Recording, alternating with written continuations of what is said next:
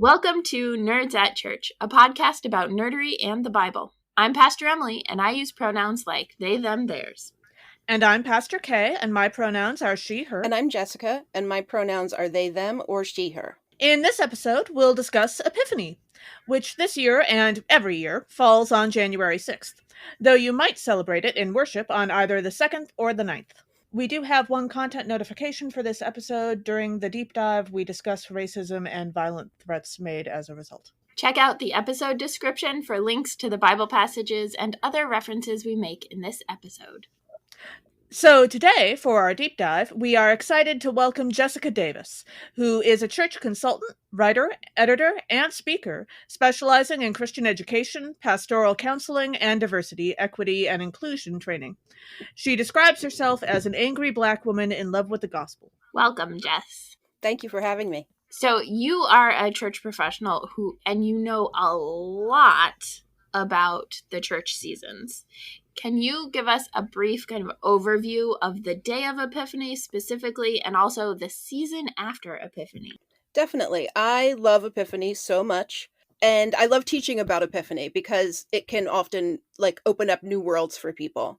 And most people are already familiar with the concept of an epiphany and the word epiphany, which really just means like a startling appearance, right? And so we've all had the experience of oh my goodness, I just realized this really important thing. And that's really what it means in the church context as well. It's just a time when a person or a community suddenly encounters the reality of who Jesus is for them. And it just changes everything. And so in the Western Church, the occasion that we choose to celebrate on Epiphany is the visitation of Jesus by the Magi. And then in the Eastern Church, the occasion that they choose to celebrate is the baptism of Jesus. And their Epiphany is on January 19th. And then in the season after Epiphany, we get all of these stories of people and communities who encounter Jesus and have that moment of holy crap, now I get it, I understand. So I just love it that we get all of these opportunities to hear Jesus coming to people exactly how they need him. Yeah, I really like that, both the startlingness, and I like that I didn't know that before about the different ways that people in different traditions celebrate Epiphany and what it means. I've just always been of the it's the Magi, it's the wise ones. Yeah. So I tend to think of Epiphany as really the most overlooked or most likely to be forgotten church season, which is probably unfair. And because we don't have the cultural awareness of the season of Epiphany like we do with Christmas and Easter and some of the others, can you tell us a bit about why is Epiphany still relevant to our faith lives today? Why does it matter that we are taking time for this? Definitely. It really is that element of Christ coming to us exactly where we are. And exactly how we need to experience him to get it, right? So that might be an experience of the Magi, of traveling a long way and thinking you were coming for one thing and finding something else. Or it might be an experience of eating, like he has with some of the disciples. That the minute the bread was broken, they're like, oh my God, you're God, right? Or it might be I love that. Oh my God, you're God. Sometimes I say holy me, instead of saying, God saying to God's self. But or, Thomas having the experience of, I have to touch you to get it. And Jesus is cool, touch me, do it. Yeah. And so I think that is just so important for people, especially people who may not be churched or who the church didn't treat particularly well, to understand that part of what the church is supposed to be and part of our liturgical history is taking time to tell individual stories and communal stories and figuring out how God is coming in that moment. And so I think it really does have value. And it also makes me sad that we don't do a lot of the rituals around Epiphany that existed until about 100 years ago. Not in the sense of oh, well, this is tradition and we have to do it because it's tradition. I think a lot of the old Epiphany rituals are good. They speak important theological truths to us. And so, Mhm. like, it just makes me sad that we don't do them anymore. Yeah. I know some rituals that actually still take place in different cultures, right? Like there are a lot of Latin American cultures that do the visitation of Los Reyes, the Yes. kings. Like I know congregations that do like a parade with donkeys or horses or whatever they have available that kids can ride on. And other congregations do, like I've heard of leaving shoes and maybe leaving hay for the Magi. And then they in return leave like gold or chocolate or Yeah. Are there other rituals that you're thinking of? Yeah, definitely. So one that a lot of Catholics still do, but far less Lutherans, is the tradition of chalking the doors. And so this Mhm. is where you would write both the year that just came, and you would also write CMB, and that stands for Christus Mansionem Benedicat, basically just Christ bless this house, or bless this place. And you may hear people say, especially Catholic folks say, that it stands for the initials of the Magi, which would be Caspar, Melchior, and Balthazar. I want to Yeah. make sure people know that is nowhere in the Bible. That's a medieval invention, that in some ways is cool. Like it gave them backstories and names and personalities. But, there's no mention in the Bible that there were 3 Magi, or that they were men, or that they had names. Mhm. So yeah, it really means Christ bless this place. And that's something that I've done in every congregation I've been in. And Mhm. every place I found 2 really interesting things. One is that the children want to put it on every door, not just the front door. Mhm. Like they want to Mhm. have that visual reminder as they're walking into a room that this room was blessed by Jesus. And the other thing that I found every place I've done it is they refuse to wash it off, which can be problematic depending on what Yeah. kind of paint you have. But just Mhm. the idea that they're like, no, I don't want this to be a one-day thing. I want this reminder every day of my Yeah. relationship with God through Jesus, I think is really powerful. Yeah. Some of the Yeah. other ones would be things like wassailing, which would be very similar to the tradition that you spoke about, Emily, where you're going Mhm. house to house and Mhm. you're singing a song, or you're telling a story, or exhibiting some kind of talent that you have and sharing it with the neighbors. And I remember thinking last year, given our COVID situation, wouldn't it be great to bring this back, that you just walk around the Mhm. neighborhood and stop at everyone's front window and show your talent. Yeah. Yeah. Sure. Give your gift. Yeah. Well, maybe not in Minnesota Yeah. winter, but Maybe I not. mean, y'all are used to the cold. I keep trying to tell people that so that we can go outside and sing more, but they don't want to. Yeah, that's fair. When you were talking about the chalking of doors, Jessica, it reminded me of, this was not connected specifically to Epiphany, but was connected to the chalking of doors. But at a previous call, I actually did a home blessing for someone who had received hate mail. So we made up this little ritual that included burning the actual letter, because that is what they wanted to do with it. And then also doing a blessing in each of the rooms in the home and in the home. And it definitely, I definitely took stuff from the blessings, that the house blessings that we have available, and those liturgies that are available for folks to create that ritual. But it was a really beautiful time, because I haven't ever been in a congregation that does home blessings. So it was a cool way to experience that for the first time, when I had just heard about it Yeah. from other people. It makes me sad that we don't do that more often. And there was a period of time in which house blessings just happened in Epiphany. That's what you did, right? So every member of the Yeah. congregation who had gotten a new house in the past year or moved in the past year, you just knew that you would have a house blessing. Mhm. And it makes me sad that that's not more common. House blessings are one of the things that I love to do most. Mhm. And so I really would love for us to kind of reclaim that, that we can do it anytime, but Epiphany is a time of year where it's on the calendar, oh, yeah, this is something I have to do. I have to reach out, to parishioners who have moved. And I love to kind of expand on it and offer blessings connected to any sort of life transition, whether that's a new car or something representing a new job, but just sort of reminding people that the church cares about you and your life and the things that are important to you, and so does God. Yeah. One of the things I would really love to figure out a liturgy for, because I like writing liturgy, is getting your first driver's license. I actually have one somewhere. I know a lot of families who would love to say, a few like formal prayers together when their young person starts driving, because goodness knows they're going to be praying anyway. But Yeah, I mean, that's Yeah. something I do often for young people, whatever congregation I'm in, is that when they get their license, like we have a whole thing in the parking lot, like in church, oh, like the great, Sunday after they got their license. sure. Yeah, and I have to be careful.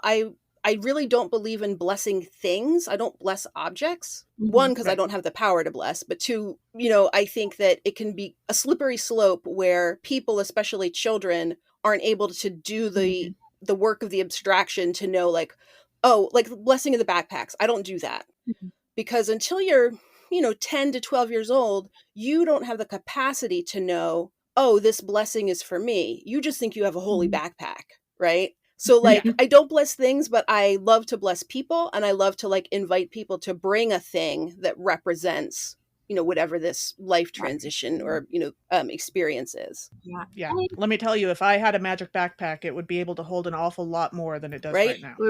It would be a lot more like Mary Poppins bag. Or a bag of holding. Yeah. Yeah.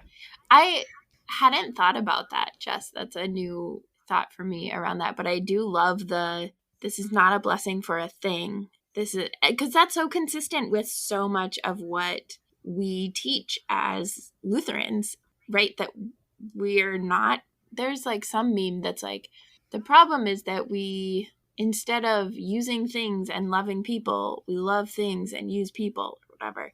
And so to delineate, like, this is not a blessing, even if you do some sort of blessing that involves backpacks, right? To delineate, Yeah. I am blessing, like, this blessing is for you all and everyone going back to school or work or whatever. And the symbol to remind you about that is this keychain for your backpack, Right. or is your backpack itself. And I'm also now having a flashback to the movie Dogma when Bethany's character comments that she knew that she could use the bishop's golf club against the demon because the bishop was absolutely the kind of person who would bless his clubs for a better game. And so, yes, that I think illustrates nicely the whole maybe we don't want to bless Yeah. things. I haven't seen that movie in a very long time. I wonder how it holds up. It's not the worst. Yeah. I saw it a few years ago, so it's been a couple years, but there are far worse movies about God. Definitely. Yeah. Well, and I suppose the other Epiphany tradition that I was introduced to fairly young, because my mom has an endless fondness for cozy British mysteries, is the tradition of the king Yes. cake, Mm. which basically you make a cake. It's usually a dark or possibly a fruit cake.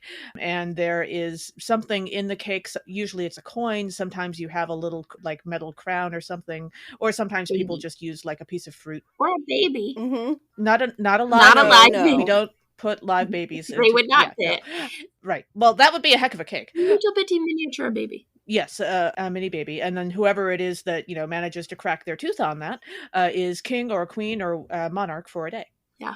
I experienced in seminary because I had a friend who was from Louisiana, and so I think Louisiana is one of the places where that's a stronger tradition. Yeah. Sure. I do stuff around that a lot. I don't do the, like, you're a ruler for the day, but I do stuff around, like, the person who gets the baby, gets a special blessing from the congregation. Mhm. Or the person who gets it, I invite them to share, something about their faith life.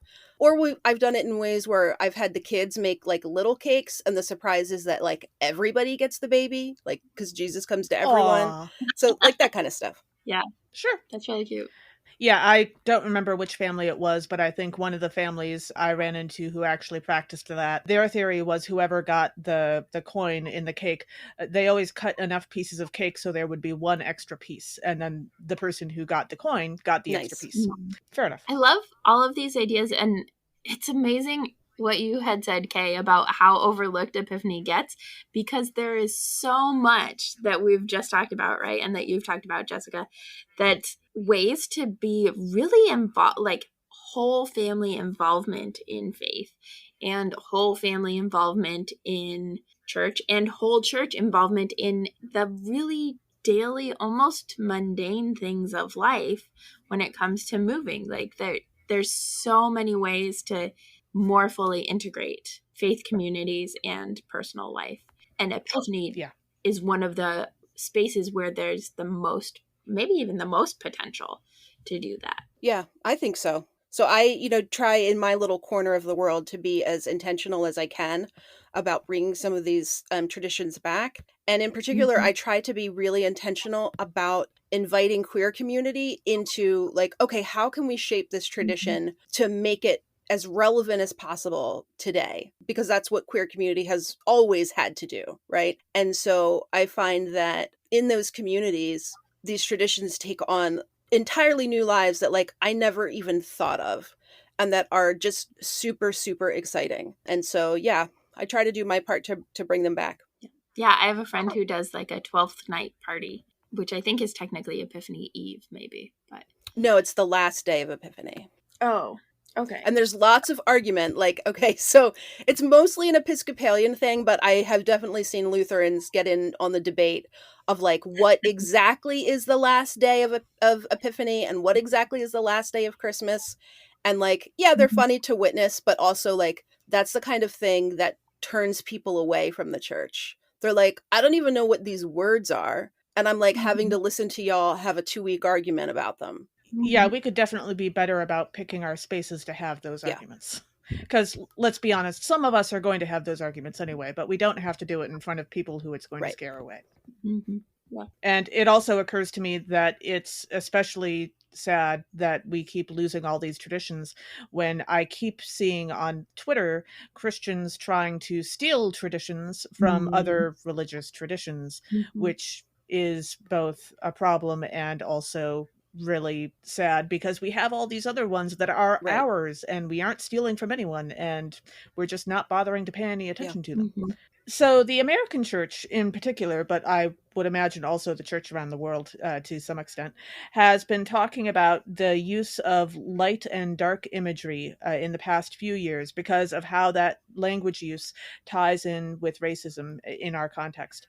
And this is especially a question that we addressed during the season of Epiphany, because Epiphany is a season where we use a lot of light and dark imagery, especially in the Bible passages that we read. So, Jessica, I was wondering if you could speak to us about how can today's Christians, and let's be honest, especially white Christians, celebrate Epiphany while also remaining mindful of not causing further harm? Definitely. It's super important to have these conversations. And like, as much as I love Epiphany, I also dread it to an extent because I know that if it's a place like a congregation or a community where I'm not writing the liturgy, I'm going to have to sit through a whole lot of light is great and dark is bad and like feel bad about myself, for this season. So that's not my favorite. So when I'm teaching people about it, I think it's really, really important to understand how the language of light and dark works in the Bible and how the authors, the people who wrote those things, were understanding it. A lot of times people will push back and say, well, Jesus himself said light is good and dark is bad, and it's true. But what we need to understand is that race as a concept really didn't exist in any of the periods of time where the Bible is being written. Like it was just becoming a tiny kernel of an idea in Jesus's time. And it was just not how people thought. And so when they're reading language of light and dark, it's not attached to race for them. And even, my friends today whose primary languages are Arabic or Hebrew are like, what are y'all talking about? Like light and dark doesn't mean that. It doesn't mean anything about race. And like I have to explain, well, in the place where I live, it really super does. But so, yeah, I mean, people have always divided themselves into groups and said, okay, my group is better than your group. But it's a fairly new practice that we do that based on the color of someone's skin. That's just not anything that the biblical authors would have considered. And so I think that's really, really important. At the same time, I think it's really important to acknowledge that we do speak English. It is super important in English to talk about how this imagery connects to race and to really acknowledge the super harmful ways that the church has used this imagery in the past and even today. I do a lot of talking with people who don't recognize or understand that the KKK is a Christian organization. And, that has waxed and waned over time. And there was really a strong movement to reclaim its Christian roots. And, there is a reason that when they can have a child light a cross, like if they're doing a cross burning, and they have the child light the cross, and it's because they want the child to bring the light of Christ into the darkness of Black people, right? Like that still exists today. That's still happening today. And it was the church that like gave people that idea that things that are light or white are, you know, sinless and holy and, you know, inherently good, and things that are dark are, you know, bad and sinful and represent evil and death. We have to acknowledge that, right? Now, part of that is just sort of wired into our DNA. When we can see, when the sun is out, it's less scary than when we can't see, right? And it's dark out. And so that imagery is an easy place to go to like help people understand. You're talking about things that are like scary versus things that are comforting. That said, I think it's really important for us to not always just take the easiest option, and to understand like, oh, well, this is a thing that meant one thing in the time it was written, but it means something else now. And so we have to adjust language because it means something else now. It's definitely something I've always been aware of, but I became like really hyper aware when in one of my congregations, I had made the move to swap out the white baby Jesus for the Christmas pageant with a darker toned complexion baby doll. And I very intentionally like made it not a brown baby doll, but like a kind of swarthy baby doll. Like, oh, this baby doll might be Greek or Armenian. Yeah. Like, And the reaction was explosive in that congregation. People were so upset and offended. And like, you're just, you know, and I didn't mention it to anybody. Like, this was just a baby doll that was like sitting on a table with a bunch of other decorations. But people definitely noticed. And like, you're making a political statement. You are changing the Christmas story. And like, you're going to devastate all these people because you're changing the Christmas story. I'm like, I'm not changing it. Jesus wasn't white, you know, and having to do that education. But like, the fury with which people reacted let me know that like, oh, this is something I have to teach about every single day. And the real turning point for me was when I was arguing with two Black children who were telling me that Jesus was white, and they know that Jesus is white. And that for me was just a really convicting moment of like, oh, I'm not doing my job well enough. If these kids can look me in the eye and say that they know it's impossible that Jesus ever could look like them, I needed to do better. Yeah. I mean, way too many people in this country who are, you know, super well educated genuinely believe Jesus was white. And so, you know, we just have to do a better job in our education. And I think we also have to do a much better job in our liturgies. And like, I can't say what a better job is going to look like in every context. Like for me, what I tend to do is leave the scripture as is. You know, I don't change any of the language about light and dark in the scripture, but I have the power in the liturgy to not use that language because I know it's not helpful in the, you know, the cultural context in which I exist. And it's so funny when people are like, we can't change it. It says in Sundays and Seasons. And I have to be like, fam, I write for Sundays and Seasons. Like I might have written this on the toilet, you know, like it's not holy writ. You can change it. Just write something else. So I think we really have to be paying attention and being intentional about it. But I also think because it affects the people of color the most, the people of color in your context should be the ones that get to decide. Like, how do we go about this? Like, what does doing a better job look like for us? Yeah. So I also do my blog, queering.org. And part of that, I do actually change the words for scripture because of the nature of that particular blog. And so we'll use, I think, a lot about, and Kay has brought this up when we've talked about the John 3 in our podcast, that like Jesus is using light and dark imagery, but what Jesus is talking about is like keeping secrets and hiding things versus having everything out in the open. And that's a very different understanding of light and dark or day and night.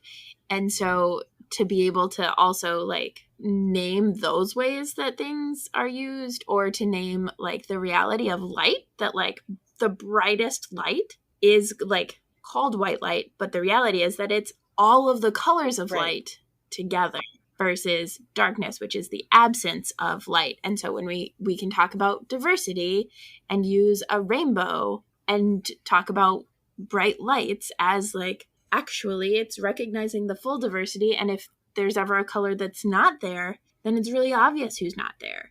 Yeah. I noticed you had talked about the whole Vanta Black controversy in Kelsey's episode, where you're talking about Christ the King Sunday. And I always just sort of found it hilarious that, like, when we created the blackest black possible, a white man created, or he says he created the blackest black possible, but it was definitely later found out that other people did it first. That the first thing he did was commodify it and make it so nobody could use it unless they paid him for the color. Like this concept of, having to pay someone for a color. Oh, and that color is black and you are white. And it's just, I have to laugh at it because if I don't, like, I would scream. Yeah. And we talk about it in our Reign of Christ episode. And that was actually referencing the Transfiguration episode with Emily Ann Garcia, where we originally, that was our deep dive for Transfiguration Sunday last year. Yeah. I will plug the book Sulwe, Sulwe by Lupita Nyong'o. And that book I love. It's a children's book, but the main character is the younger of two children in a family, and she describes each of the like members of the family in relationship to the day. And so she is like midnight, and she has very, very dark skin, and her sister has lighter skin. And so I don't remember if like the other members of the family are like dawn or midday. But it also tells the story of like what happens when a pair of sisters and one of them is shadow or night and the other is day or light. And when shadow disappears, then people at first are like excited because yay, there's sun all the time. And then it's like, there's never any time to rest. There's never any time to get relief from the heat and all of that stuff.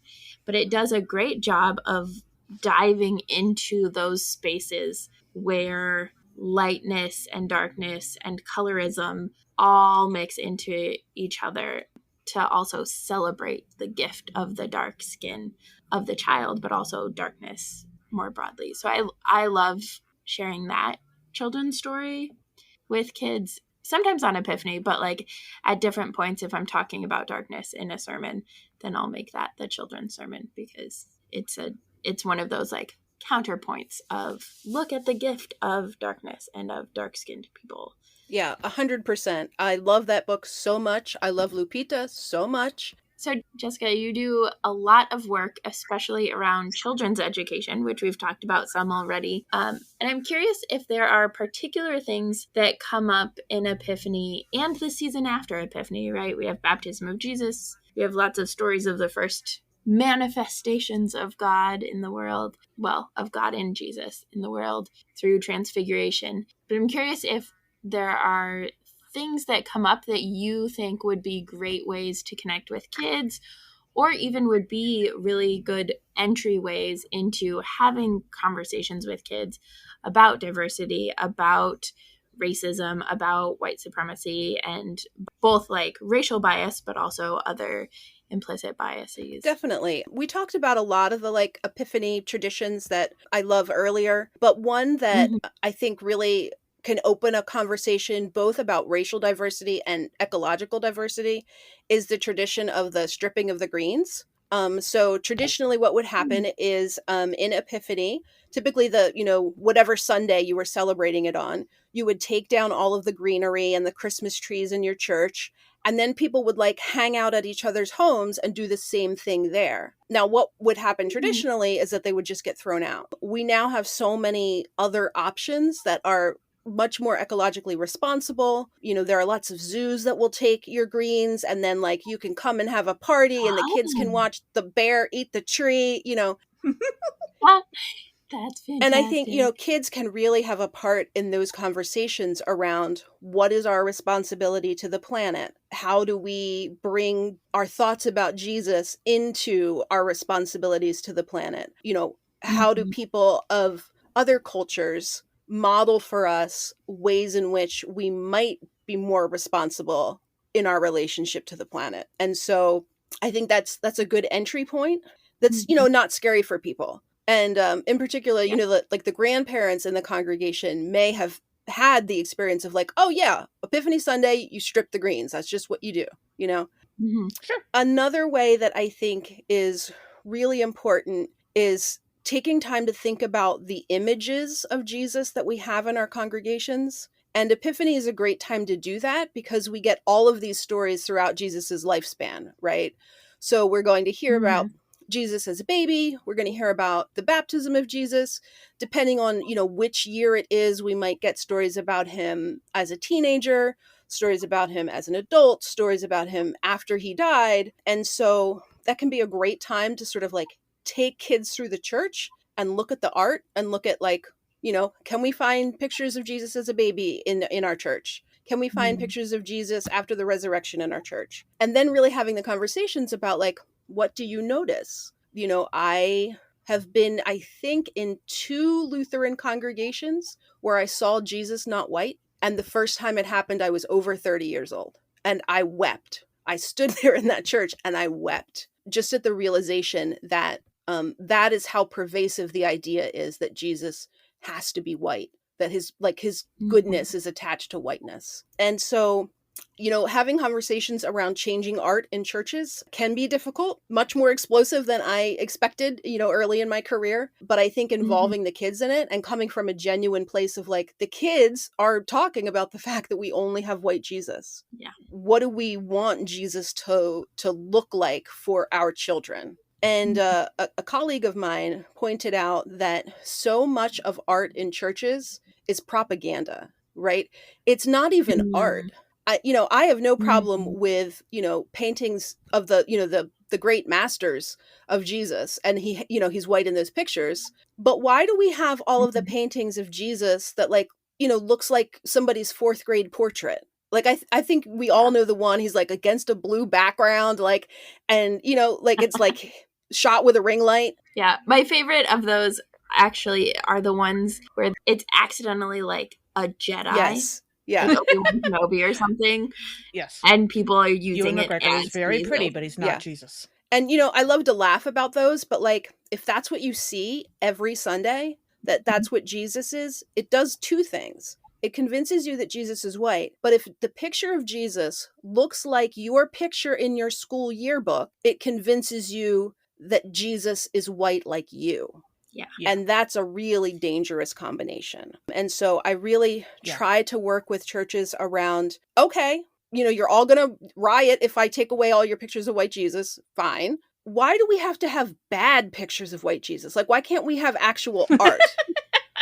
And so, involving the kids in that process and letting the kids pick the art, and letting them discuss their theology of why they pick this picture of baby Jesus instead of that picture of baby Jesus is super, super, super helpful. And I think a great way to get into that process. I definitely learned an important lesson in one of my congregations where I had been tasked to replace all the art. And it wasn't like a racial thing. It was just this is terrible art and we want better art. And they knew that I had at one point in time been a painter and, so that I was given that assignment. Yeah. And knowing this congregation, I very intentionally only put up one picture of a brown person. It wasn't even a brown Jesus. It was one of Gauguin's Mary paintings, and Mary was brown, but she was clearly holding, you could see that she was holding a bundle that you would assume is a baby. That's the only brown person I put in that church.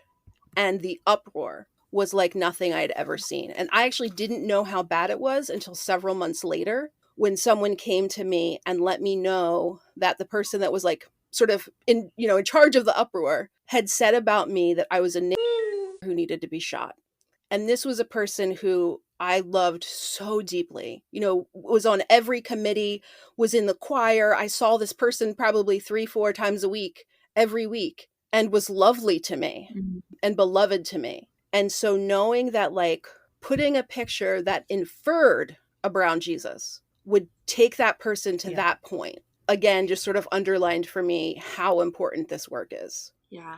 I know there are, particularly for folks who use online resources like Sundays and Seasons and other, I think a lot of denominations have that, but resources for PowerPoints and clip art to put on bulletins or pictures to put on PowerPoints and that sort of thing. And I think, that's a lot of times the ways that we depict in the context of a building that is covered in white Jesus. That is the way that like frequently is chosen to depict Jesus as any number of other racial or cultural Jesuses, which I think is helpful to a point, right? It is helpful in that it introduces that in an even lower risk, I say in air quotes, way than like an actual paying for an artwork like you were talking about, Jessica. But there's also a limit to it, right? When the stuff that is paid for, the stuff that is there year round, remains white, and the transient images of Jesus are of Jesus as a person of color. That in particular makes like it starts the conversation, but if that's as far as it goes, then it reinforces the idea of people of color being disposable, being usable, and white people being the actual standard and the real Jesus. Well, and I think in the church, we sort of have two mental tracks that we go down with regard to Jesus. One is that there was this historical person who actually lived, right? That all this stuff has been written about. That Jesus was 100% not a white person.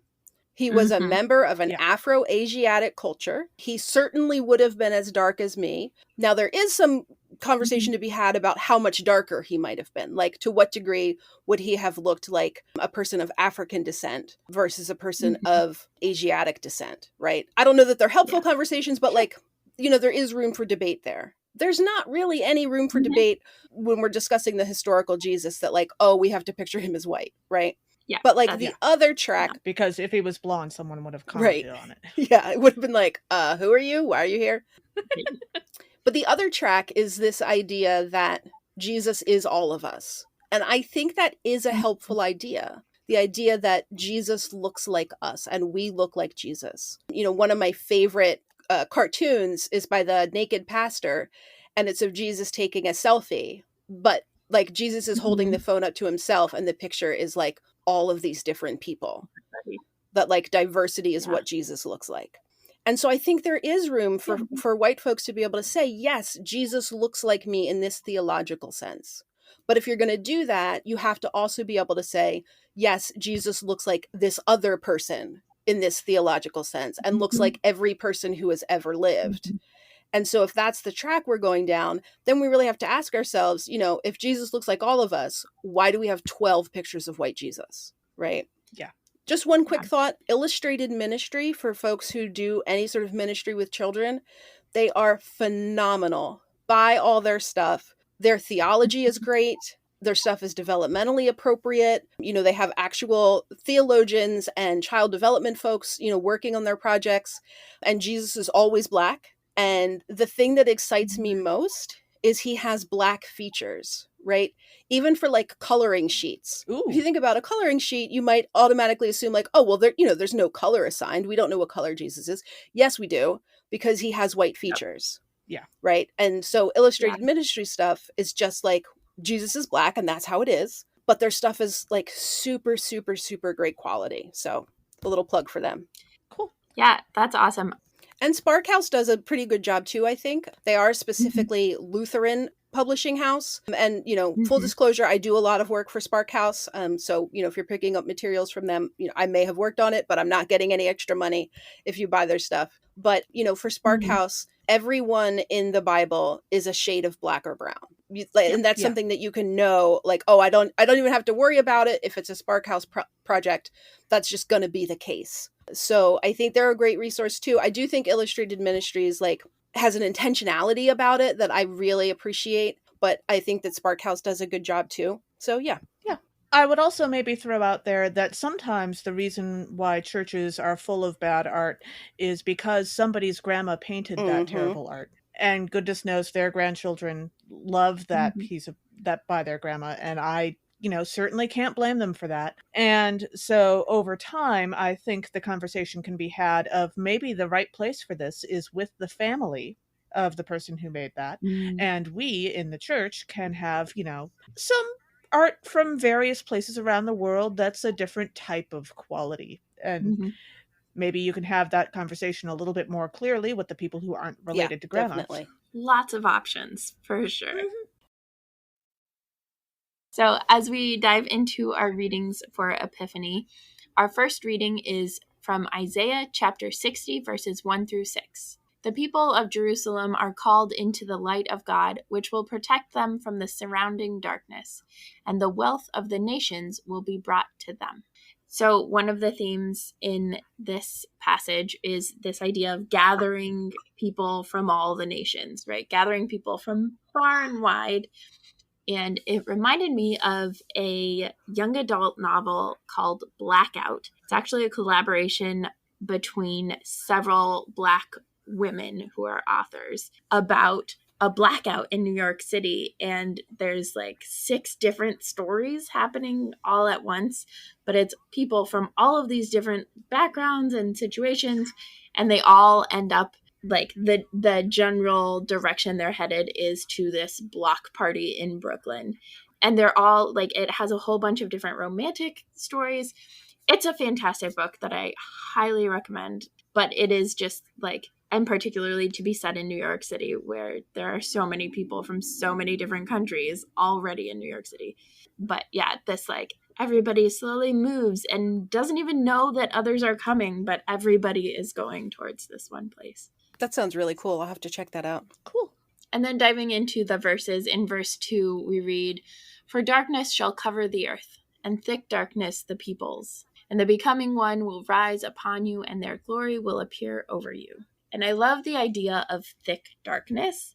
As a space nerd, when I was in Utah, I got a membership to the planetarium, which you could go to for free, but the savings was in like how many movies you went to, because those cost money. I went and saw the same movie called Dark Universe at least 5 times, if not like 7 or 8, because I love dark matter and dark energy, because it's this mysterious thing that we do not understand, but it's also like somehow more than regular gravity, because it holds the entire cosmos together when we should be like spinning off into all different directions. So I like the idea of like a thick darkness that covers people, that gathers people, that holds people together. Yeah, I meant to look up if in fact the Hebrew has the but there, like portraying the darkness is bad, but this good thing is going to happen to you.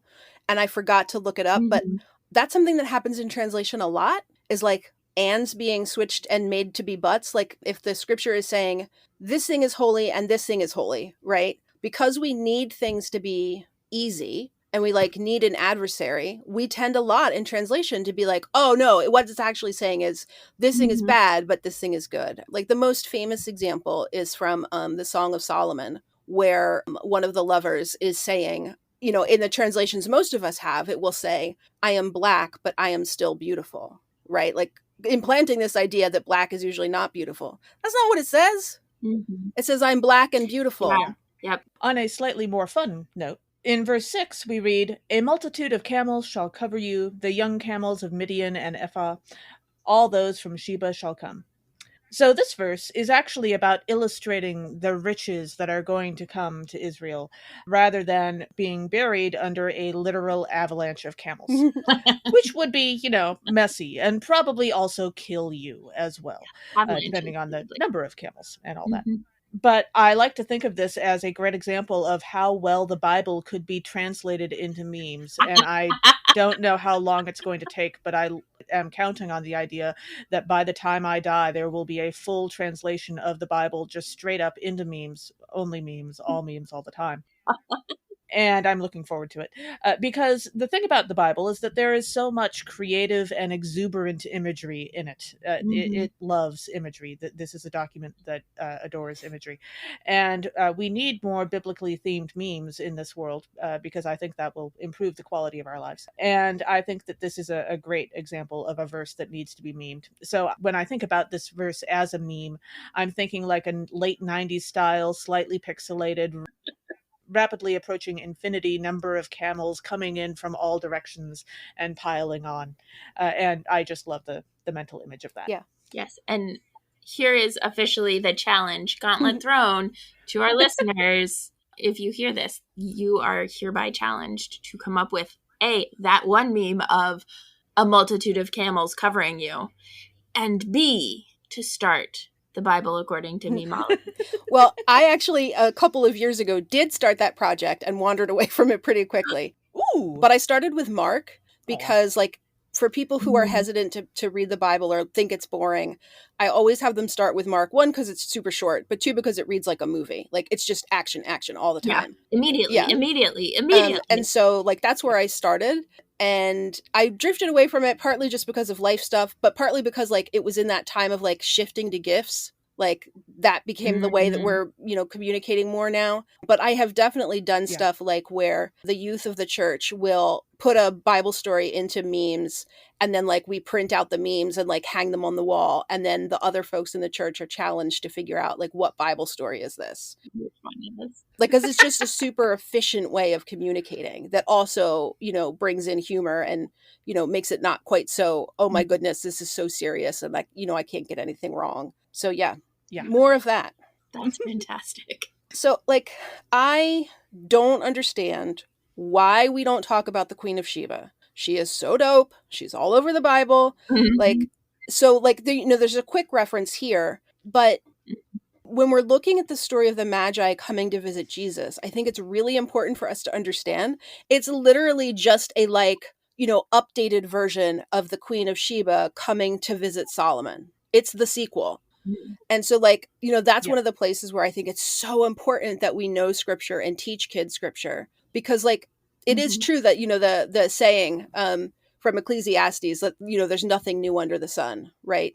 If there's an important Bible story in the New Testament, I promise you that there's a connection to the Hebrew scriptures, right? And that we can't translate it and we can't interpret it outside of that context, because that's where we start to do and think things that are really dangerous. And I also think that when we do that, it kind of removes the ability for us to, like, see the thread of what God is doing in the world and through individual people's lives, and that it continues into us, right? That these aren't these just, like, discrete stories set in a one particular time, but that God, like, has resonances, and God does the same thing over and over again, like, until we figure out, oh wait, this might be really important. So yeah, we have this awesome story in First Kings. Like, the Queen of Sheba comes to, like, visit Solomon because she's hearing about this king who, like, one, is getting more riches than her, and, like, that's not okay. She literally is one of the most powerful people in the world. And two, that this guy is supposed to be, like, really wise. But she's really wise. So she has to go, like, check him out and do some recon. And she brings him gold, spices, and precious stones. And what the Magi brought Jesus was gold, spices, and precious stones. And the other thing she brings him that's really important is a particular kind of wood that it said, only existed in Sheba, that was intended to be used both for Solomon's palace and for the temple, right? And that's, like, a super smart political move. That, like, my stuff is not only in your house, but it's in where you worship. So, like, cool it with the being more powerful than me. And, like, we don't know whether this figure actually existed, like, as a person. We know a lot about Sheba because of, like, materials that other peoples that were in contact with them wrote about them, right? We know that they did not really care very much about gender when it came to rulers. So it's totally possible that this person existed.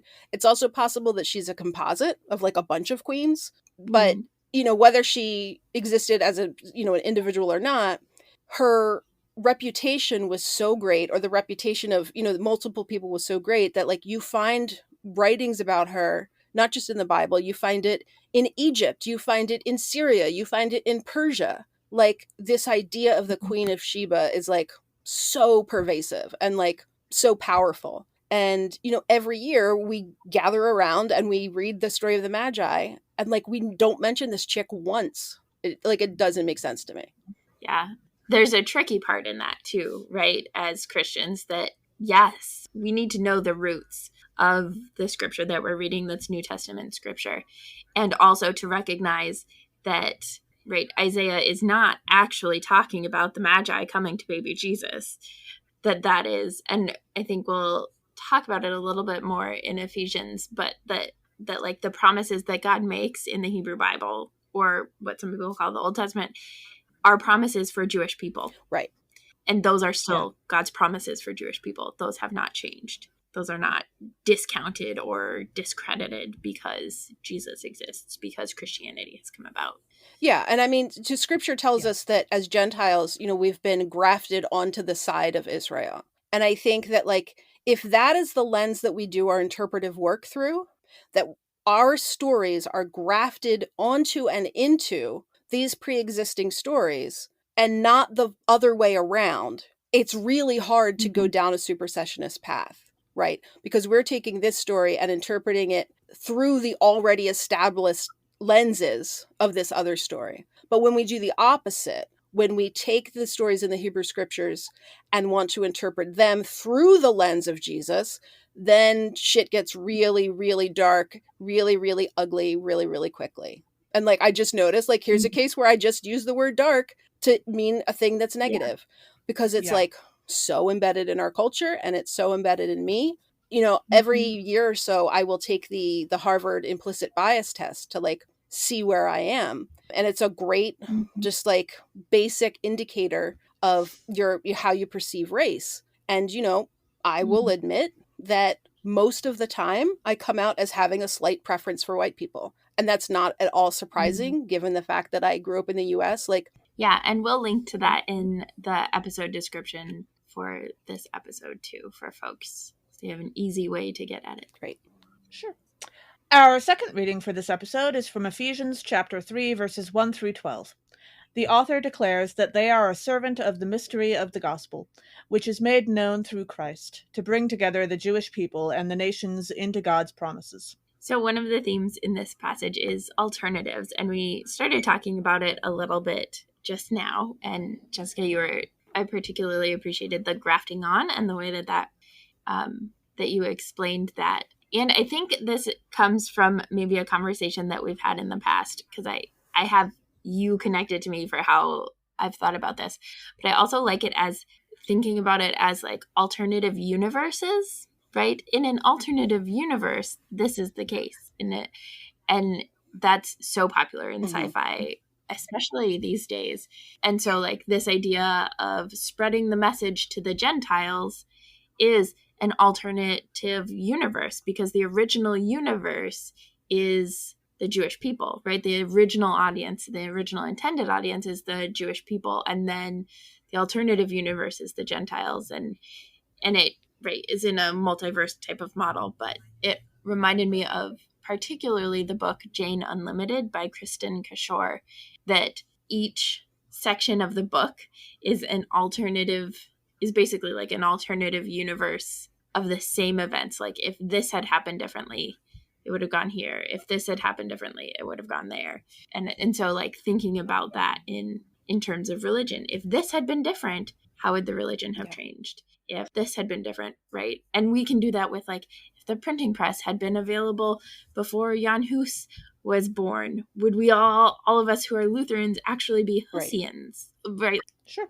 And then as we dive into the verses, in verse 1, we read, "This is the reason that I, Paul, am a prisoner for Christ Jesus for the sake of you Gentiles." And we know that Paul was arrested and imprisoned as part of his work in the movement, and that is so frequently part of any larger movement for justice, for change. And so thinking about folks like Rosa Parks and Harriet Tubman, the Stonewall riots, I have my own personal favorite, like local activists from the last year and a half, 2 years, with like Peyton Shoemaker and folks in the Des Moines Black Liberation Movement, right, that have been arrested, not because that was their goal even, or a possibly desired outcome, but because they were doing something as part of a larger movement and working for justice and for change. And the response to that was arrest and imprisonment. Yeah. So that was just kind of where I go whenever we get to Paul talking about being a prisoner. Yeah. Though we don't know for sure that this is Paul, because Ephesians has a little bit of a debated authorship. But yeah. And thank you for throwing that out there, because I was about to. In verse 4, we read, "A reading of which will enable you to perceive my understanding of the mystery of Christ."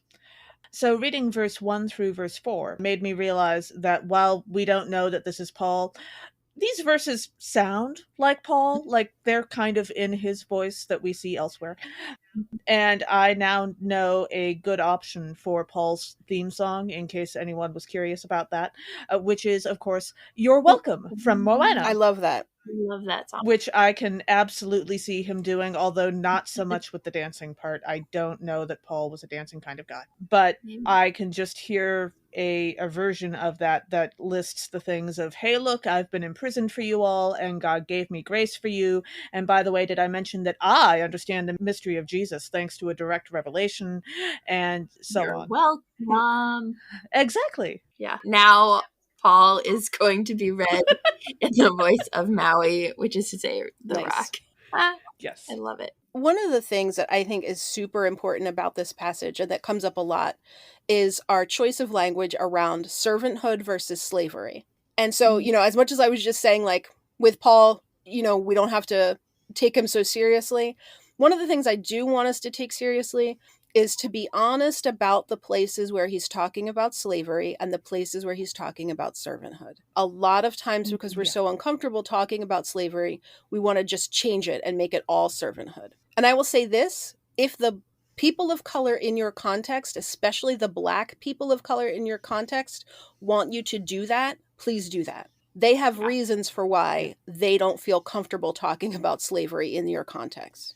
I am comfortable talking about slavery, and one of the things I do a lot is helping white people learn how to talk about slavery. So when I'm presenting these passages, I tend to use whatever the term is that was originally in there. And for me, the reason that it's really important is a very Lutheran reason. Like, Luther talks about slavery a ton. And Luther is really clear to be talking about slavery or servanthood and that they're not the same thing. Because as Lutherans, we claim this phenomenon that happens where we really do believe ourselves to be enslaved to God, but in the sense of God's hold over us is so pervasive, not in a negative way, but it's so pervasive that no one else can lay claim to us. And I think it's really, really important to understand, like, at least the rudiments of the master-slave relationship in the Greco-Roman world and how it's different than, how slavery worked in our context in the US. Because the nature of that relationship actually plays into all of our language about relationship with God in the New Testament and what it means to have this, relationship that we tend to translate as like trust or belief or, assurance. And there's all kind of like get it what's going on in the Greek, but like not really. It's just the language in the Greek is so deeply relational and like not unidirectional, right? And it's not language of cognition, like, oh, I believe God exists and that's a thing I do with my brain. It's much more about like things that happen in your heart.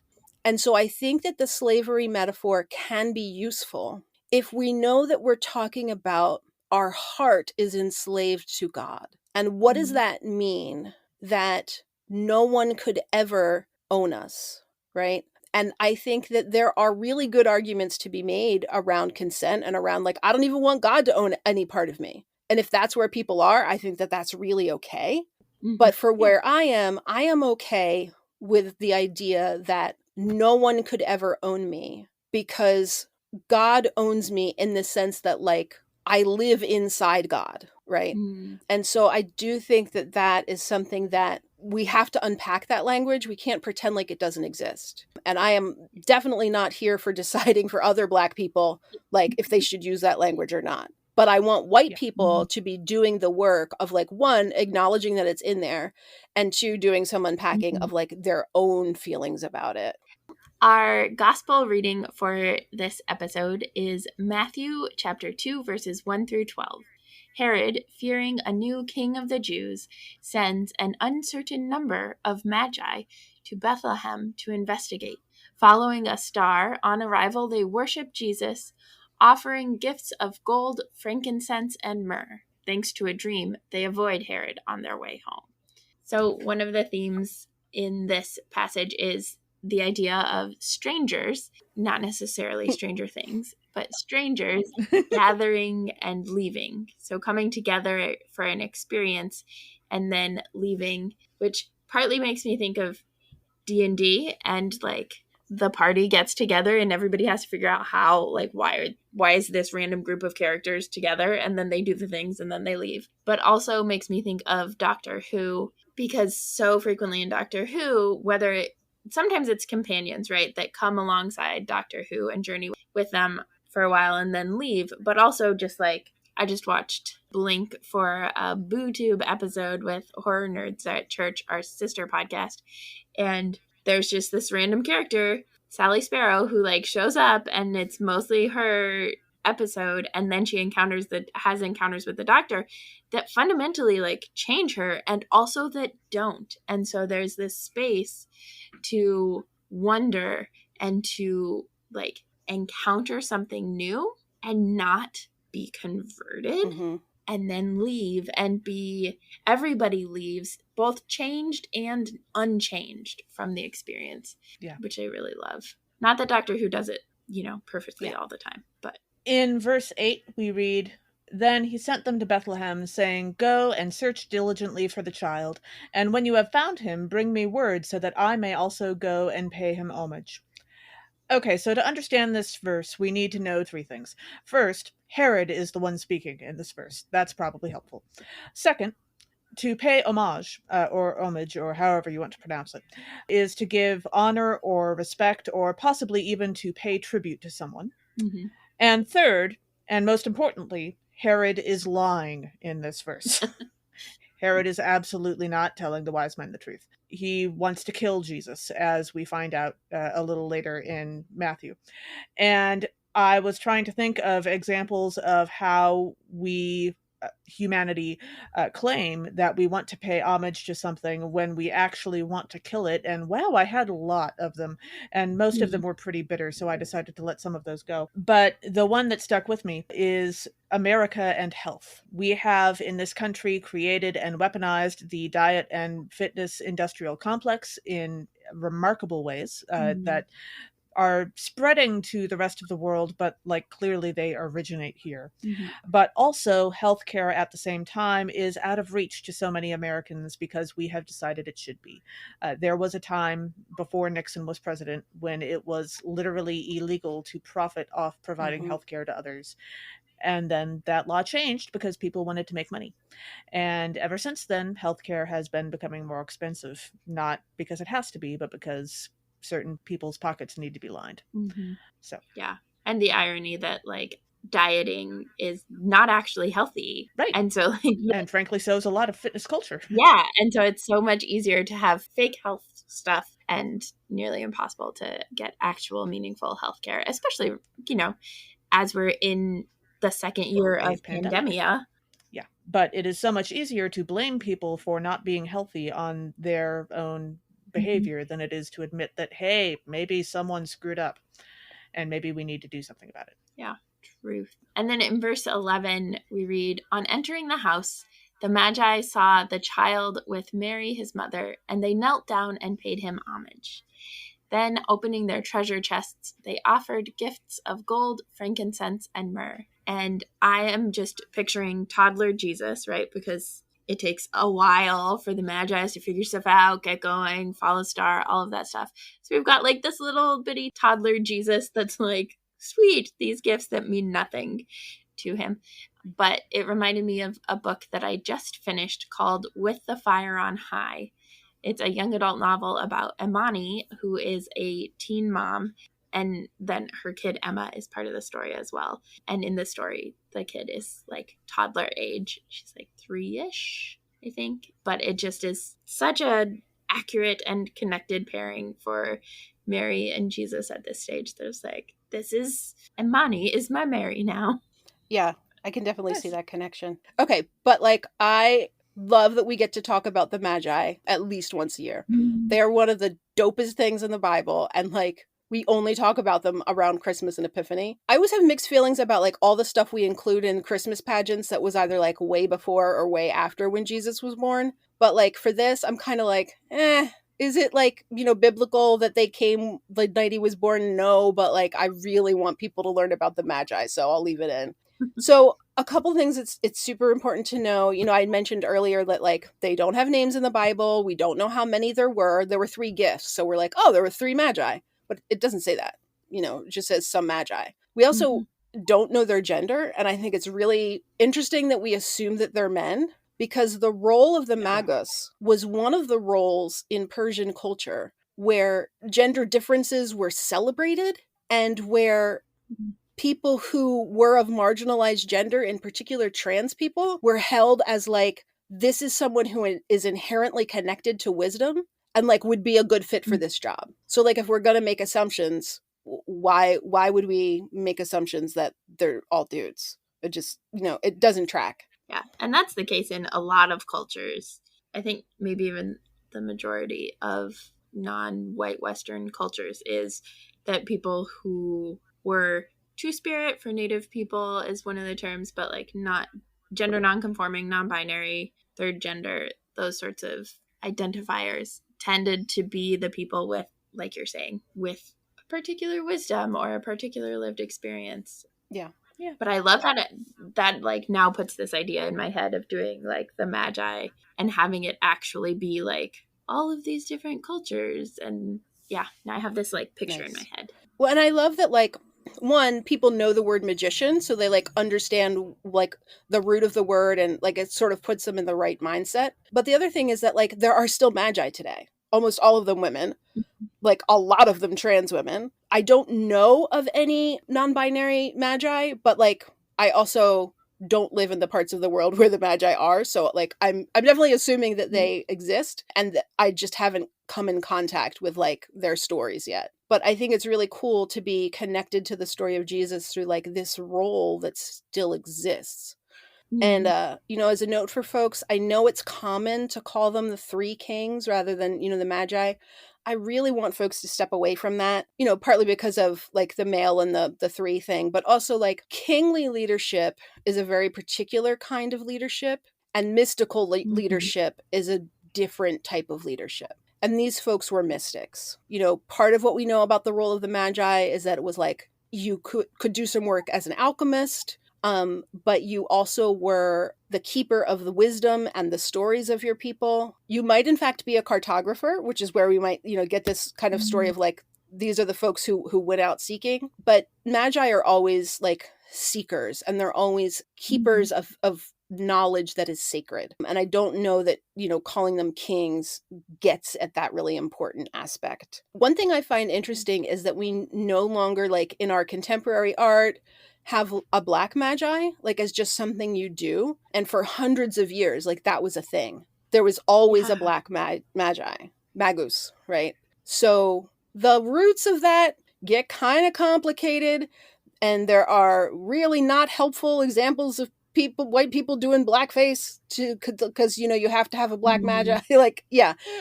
But I think this idea that like for a very long time it was assumed that these were people who didn't look like us, and we're to treat them as leaders. There's something really important in that. And so I really love asking people like, who are the Magi in your community? Who are the keepers of wisdom and keepers of story?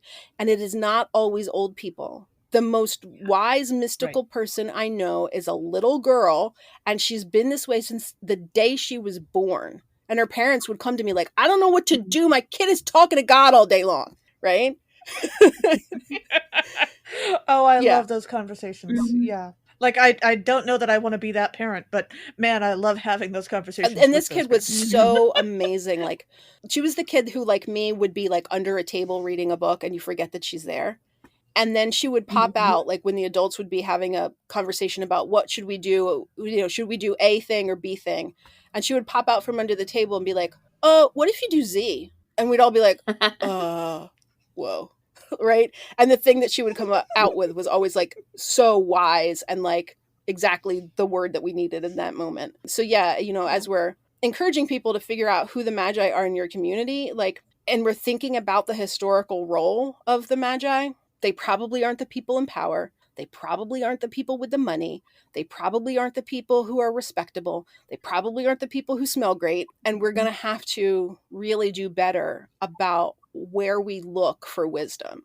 And I think the Magi can help us do that. Yeah. So one of the ways that I connect best to the Magi is through the opera, Amal and the Night Visitors. And it's another one of those traditions that I lament. It was like just a thing in like the 50s through the 80s that like it would be on PBS on Christmas Eve, and the whole family would sit in front of the TV and watch Amal and the Night Visitors. And so it's a story of Amal, who's this little boy who lives in Bethlehem, and he's always like telling tales and making up stories, and his mother has like had it. And, they're super impoverished, and the mother is like just trying to find food for the table, right? Just trying to keep them alive. And this kid's always, with another story. And so, one night he comes to her and says like, there's a king at the door who wants to like stay the night with us. And she's like, she doesn't believe him and says, go see who's actually at the door. And he comes back and he's like, oh, you were right. I didn't tell the truth last time. There are 2 kings at the door. At this point, she's like, you better go find out who is at that door or I'm going to beat you. So he goes out, he checks, and he comes back and he says, there are not 2 kings at the door. There are 3 kings and one of them is black. And like that is the tone of the whole opera. It like really kind of it is reverent, but it like takes the idea of what would it look like in the house of just random people that the Magi stopped to stay with on their way to visiting Jesus. And like how might be Jesus coming to them like before he's born and coming through them, and like how do these relationships between these people, how are they changed because of this little kid who, at the beginning we're told not to trust, and that this kid is just, he makes up fanciful stories, and he ends up being the character in the story that is the bearer of the most wisdom. It's this really just extraordinary opera. It's short. If you haven't heard it before, I'm sure you can find it on YouTube. It's in English, and it's just some of the most beautiful music that I've ever encountered. 100 years ago, when I could still sing good, I was in the role of the mother, and she's able to understand the person of Jesus through her son, and she challenges the Magi and is like, nobody's bringing my kid gold. Like, we're dying. I don't want to hear about your gold. Like, help us. And also, like, why is this Jesus kid so much more important than my kid? And so she has this aria. So they tell her that they tell her the attributes of the king that they're looking for. And then she responds with like, no, I haven't seen a kid that looks like that, but I've seen a kid who's holy. Like, it's my kid.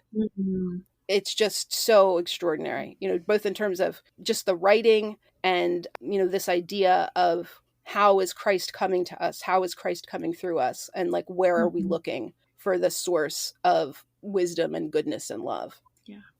So, Jessica, do you have any other thoughts on life, the universe, and everything? I don't think so. I've got opinions on everything, but none that are useful in this case. I do, if I can do like a little shameless plug, I do have something coming out that like might be helpful for folks to kind of get more involved in Epiphany. So I, in partnership with Bishop Ann Albright Edison, worked on what we are calling the Families Celebrate cards that are put out by Spark House. I worked on them last year and again this year. And so what they are is they're a card for each day of Advent, Christmas, and then Epiphany. And each one has a very brief prayer. It has like a very couple sentence reflection on scripture, and then an activity that families can do together to like be more experiential with in however they're encountering God in that piece of scripture. It is designed more for like young children and elementary age children.